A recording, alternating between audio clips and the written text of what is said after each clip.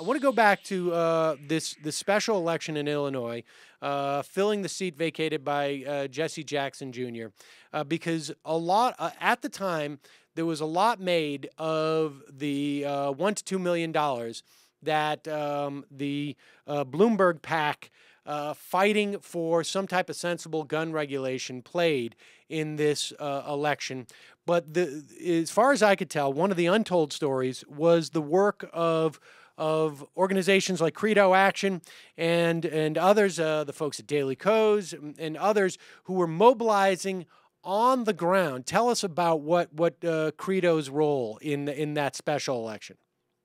Yeah, one of the fun things about my job is that I'm also the president of Credo Super PAC, and we founded Credo Super PAC at the end of 2011 to fight back against all of the corporate money in politics that are going to groups like the NRA that are deciding elections all across the country and taking the decision of who elects our leaders away from the voters and putting it in the hands of corporate interests who are just willing to flow obscene amounts of money into these races.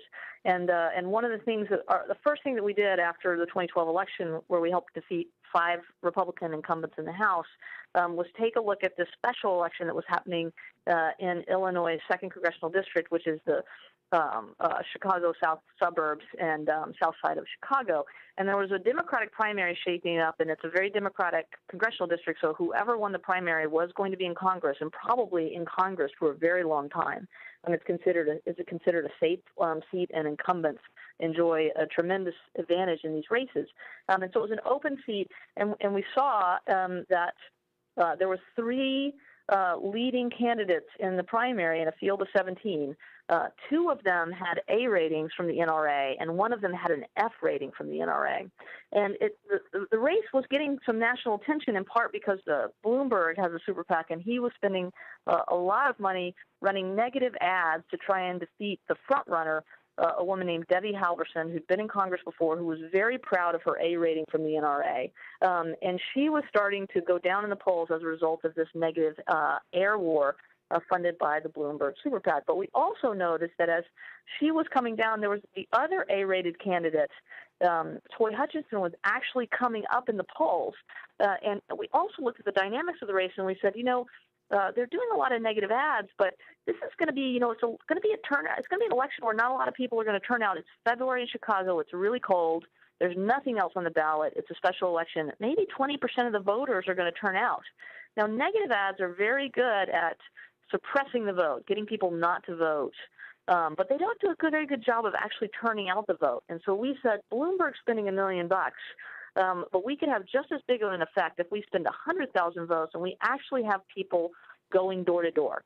So we set up 2 canvases, and we had people go door to door, and we knocked on 20,000 doors with a very strong message to women likely primary voters, with a message to vote against both of the A-rated NRA candidates.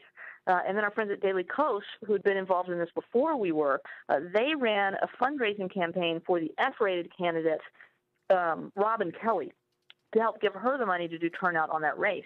And so it was this really amazing combination of progressive groups getting involved on the ground where we know our money can make a huge difference. We're always looking for, we're never going to have as much money as the other guys. We're never going to have as much money that we're willing to pour into politics, whether it's a Michael Bloomberg or whether it's a Sheldon Adelson.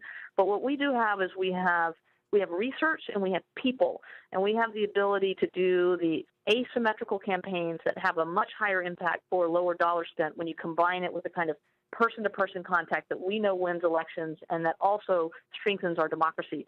So we went in there, set up these canvases, and at the end of the day, we crushed both of the NRA A-rated candidates, and it was a landslide for the F-rated candidate from the NRA, Robin Kelly, and that set up the national fight over legislation for preventing gun violence, the assault weapons ban, the background checks, making arms trafficking a federal crime, so that we can send a message to Washington, D.C. that right now or before that election, if you're a congressman in D.C., you think, oh, if I go against the NRA, they're gonna come after me in my primary. That's gonna be expensive. I don't want to do it. I'm just gonna lay low on this.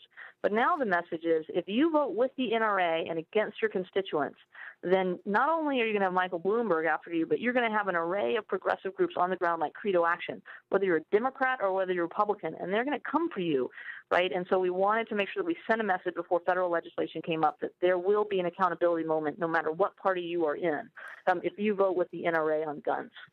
And I should say that one of the side benefits, I think, because I know that this is just the beginning of these type of interventions, I guess, going forward. One of the side benefits is that you also I am sure that there is some measure of association with getting an A from the NRA versus progressive policies. So there's a sort of a twofold benefit here.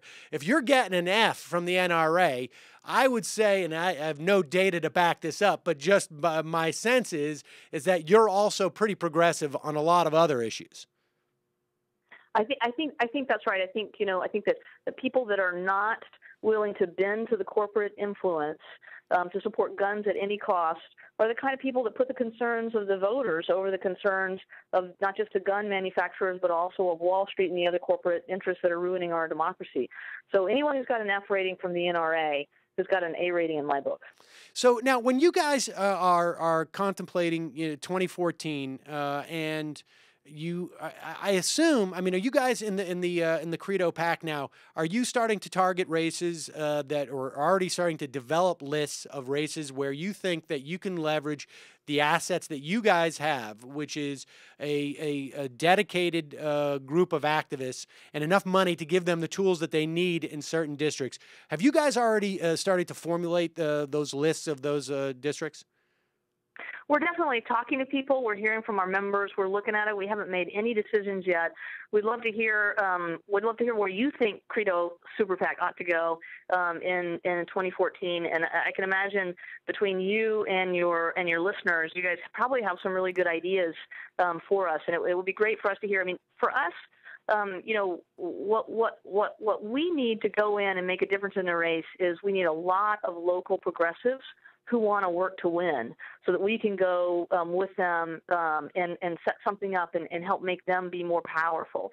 So we'd love to hear from your listeners. And in fact, you could send me an email at becky@credomobile.com if you're listening to this and you have a congressional race that's coming up and you know that there's a group of local progressives who not only want to see different representation in your district, but you know that there's a core group of people that are willing to do the hard work it takes to beat these Tea Party Republicans. And I'd love to hear your suggestions, Becky@credomobile.com.